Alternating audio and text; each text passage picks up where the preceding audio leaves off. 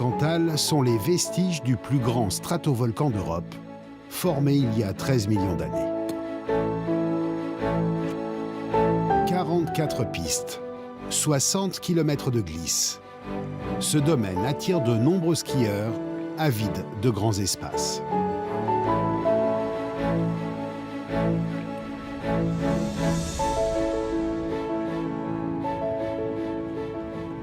C'est qu'on a des petits enfants pour skier, en fait, on ne skie pas des journées entières, donc un petit domaine est suffisant. Ça fait 5 ans que je viens, c'est bien.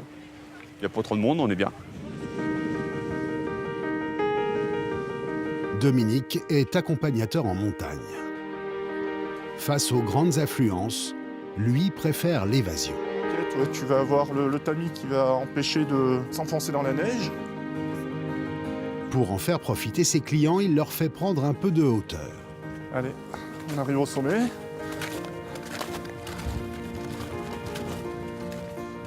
Nous le retrouvons au sommet du petit dernier. Le plomb du Cantal n'a que 2,5 millions d'années.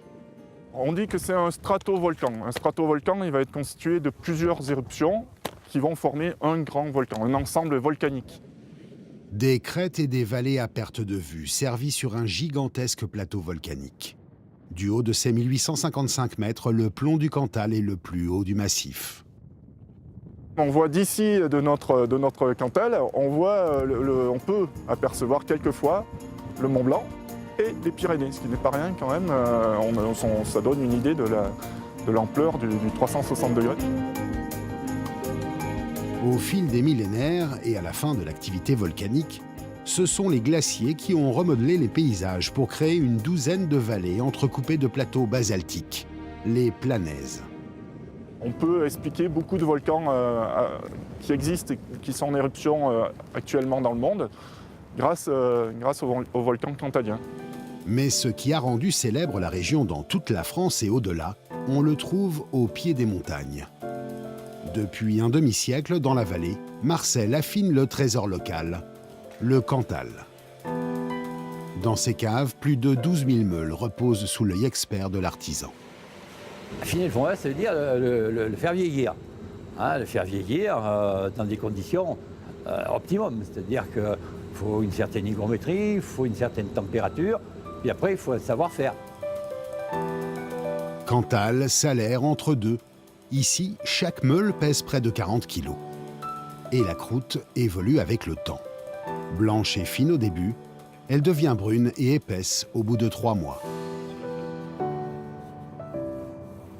C'est surtout très important de faire au-delà du minimum demandé aujourd'hui qui est de 90 jours, c'est d'aller au minimum 150 jours pour qu'on ait vraiment tous les arômes qui sont dans ces fromages.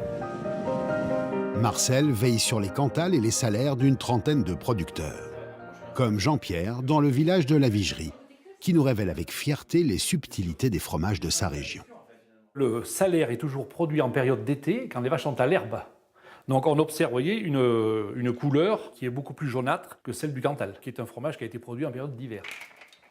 Un grand fromage se coupe avec prudence et délicatesse.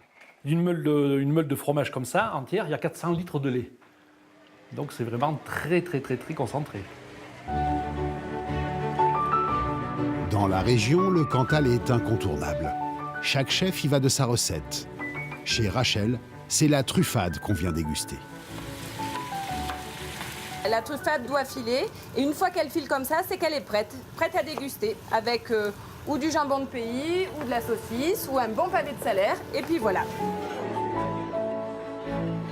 Après avoir englouti une bonne assiette de truffade, un bon bol d'air est recommandé. Et pourquoi pas une virée en traîneau?